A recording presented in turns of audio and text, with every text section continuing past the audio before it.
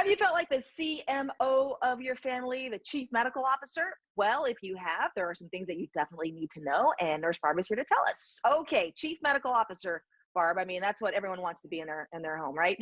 You may have been tasked with this, and it may just be assumed that if you're the woman, often you're going to take care of all the doctor's appointments, the health insurance, paying the bills, doing all of this, taking care of extended family and friends and neighbors. So you are the chief medical officer. So what I want you to do is sort of identify it and own it.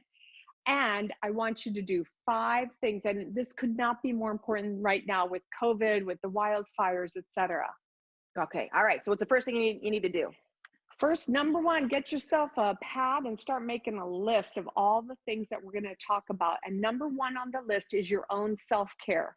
I bet you money, because I see all these ladies in my office, you have not had your own doctor's appointment. You made sure that everybody else had a doctor's appointment, but you haven't gone in for your annual physical or your mammogram. So number 1, take care of yourself and see the dentist, get your eyes examined, make sure you're all up to date. Okay, great advice. Take care of yourself. Exactly. Number 2, have a COVID plan. We are not out of the woods yet. So you want to have a COVID plan if someone in your family gets sick. Where are you going to put them? What bathroom will they use? I have this nifty little COVID care kit. It's got disinfectant, Kleenex. It also has something that you want to pick up if you don't have one already. And I hope you can see this. This is a pulse oximeter. With COVID, there's often pulmonary or lung involvement, and a person can look fine on the outside, but their oxygenation in their blood can be very, very low. So many times when people are diagnosed, they're asked to get this pulse oximeter, so have one available. What number are you looking for You're that? looking for anything over 92. If it's lower than 92, you need to talk to your healthcare provider. Okay, great. So number 3, as the CMO, the chief medical officer, you're going to want to pull together everybody's important papers. That means a list of all their medications, their allergies, the names and phone numbers of all their doctors.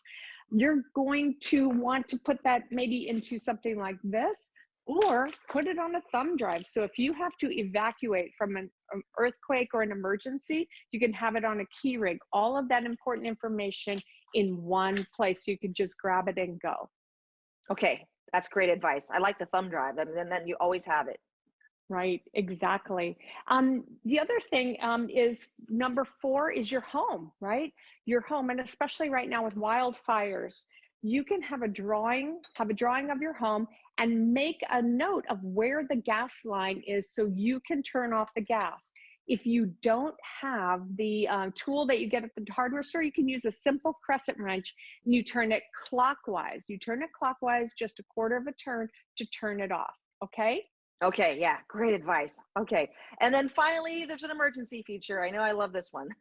Oh yeah. Oh, and you know what I forgot to tell you is to have all those emergency numbers on a piece of paper for anybody in your home, and designate one person who's out of state to be the contact person. If all the phone lines go down here in California, everyone can check in with someone in Oregon or Arkansas or Boston.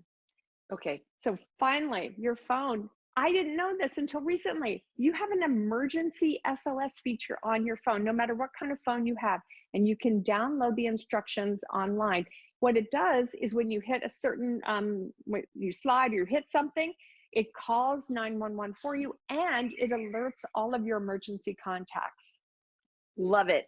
Nurse Barb, how to be a CMO, the chief medical officer of your own home. Great tips. I hope this helps. Take care. You too. Thank you.